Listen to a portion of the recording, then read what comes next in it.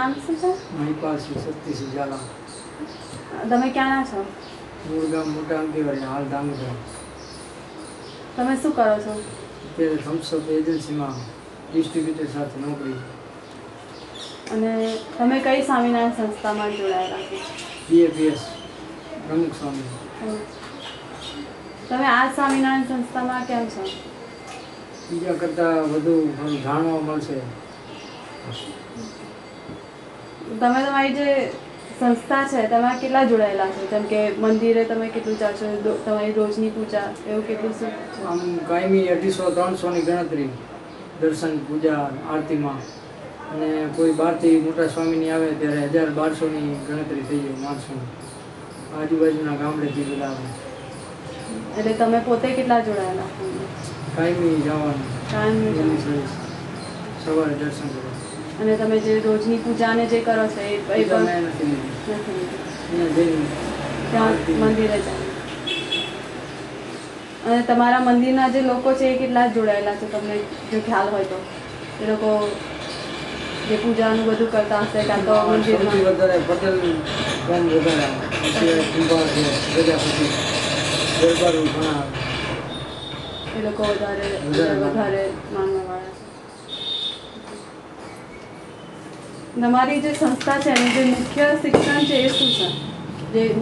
જે શું કહેવા માંગે છે એમનો જે પ્રચાર શું છે? સૌથી વધારે બાપાનું બહુ વધારે કે બાપા એમ જ કહેવા માંગે તમે જેટલું આમાં ધ્યાન આપશો એટલું તમારે બહારનું જે વાતાવરણ એમાં તમારા વાતાવરણમાં ચેન્જ આવશે, ફેરફાર લાગશે. તમને ઘણું ખરું જાણવા મળે. બાપા અહીંયા સમજાવે. તમે તમારો ધર્મ ઘરમાં અને બહાર કેવી રીતે જાળવો છો?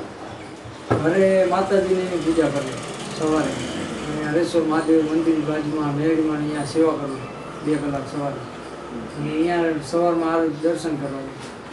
એટલે 2 ધર્મ જાળવો છો.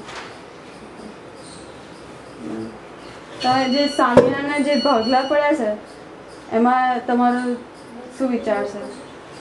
જે જુદા જુદા જે ભાગ છે જેમ મન ફાવે એમ એ લોકો અમુક ગુરુકુળના જે સભ્યો હોય, કોઈ મૂડી તાબાના, કોઈ બોચાસણ, કોઈ વઢવાણનું, એવી રીતે સૌના અલગ અલગ ભાગલા. એ રીતે બધા અલગ અલગ ઓલામાં સંસ્થામાં જોડાયેલા બધા.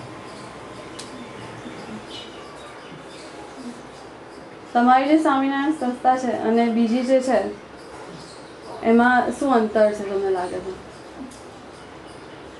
અંતરમાં પ્રમુખ સ્વામીનું સૌથી વધારે માણસ ઉપર પ્રભાવ વધારે બીજા કરતાં. ઓલા લોકોમાં એટલી બધી કોઈ ઓલી નહીં મળે જાણવા માટેનું કોઈ એવું અમને અંતરથી. અને તમારા હિસાબે એ કેવી રીતે જુદા છે? જુદામાં પહેલાં બધી સંસ્થા એક જ હતી. જેમ સ્વામી બધા વધતા ગયા એમ એ લોકોના કાફલા અલગ અલગ પડી ગયા. ઓલા કે અમારે આમ જોઈએ, અમારે આમ જોઈએ, એવી રીતે બધા નોખા નોખા વિભાગ પડી ગયા. એટલે એકમાંથી જ બધા? હા, એકમાંથી. મૂળ તો ઘનશ્યામ સ્વામી મહારાજ એક જ, ઘનશ્યામ મહારાજ, એમાંથી જ આ બધા ભાગલા પડ્યા. ગમે ત્યારે ધૂન, પ્રાર્થના, આરતી જે કંઈ થશે એ એક જ. બધા અલગ અલગ સંસ્થા બધી અલગ, પણ જે કંઈ કાર્યક્રમ હાલતો હોય બધા એક જ મંદિરના હાલશે. એટલે તમે કોઈ પણ આરતી પૂજા કે જે કંઈ છે એક જ સંસ્થાનું હાલતું હોય છે. ખાલી ભાગ જ પડી ગયા અલગ. એટલે ભગવાન એક જ છે બધા સંસ્થા. તમને એવું લાગે છે કે લોકો જે સ્વામિનારાયણ નથી એના માટે સ્વામિનારાયણના જે બધા જુદા જુદા ભાગ પડ્યા છે એને છૂટા કરવા મુશ્કેલી પડે છે? જેમ કે એવું તમારે બહાર જતા હો, તમારે એવું કહો કે સ્વામિનારાયણ છે તો બધા પૂછે કે કયા સ્વામિનારાયણ, પછી બધા એમાં તમને તકલીફ પડતી હોય એવું કહેવા માટે કે હું આવું છું એવું બધું કહેવું પડે? કોઈ માણસ એવું બોલે એમ કે સ્વામિનારાયણ તો આવા હોય, સ્વામિનારાયણને તમારે ન માનવું જોઈએ, તમે તમારા ખાલી માતાજીને પકડી રાખો તો એ ઘણું. એવું બધું ઘણું બોલવાવાળા પડે. આપણે આપણા રસ્તે જો સાચા હોય એટલે આપણને કંઈ તકલીફ ન પડે. અને જે બધા જુદા જુદા જે ભાગ છે એમાં તમને એવું કહેતા એટલે કે આ સ્વામિનારાયણ છે, આટલા બધા જુદા જુદા જે ભાગ છે એમાં કશું? એટલે એ તો વાત કરતા હોય એટલે એમ કહેવું પડે કે ભાઈ સૌની મરજી પ્રમાણે બધા પહેલાં એક જ હતા, એમાંથી જ બધા નોખા પાડ્યા. જેમ સ્વામી વધતા ગયા એમ એ લોકો મંદિરના ભાગ પાડતા ગયા અને માણસો બધા ઘટી ગયા, અલગ અલગ થઈ ગયા. કોઈ ઘનશ્યામ મંદિરમાં આવી ગયા, કોઈ આમાં વહી ગયા, કોઈ ઓલા મૂડીમાં વહી ગયા. એવી રીતે 3 ભાગ પડી ગયા.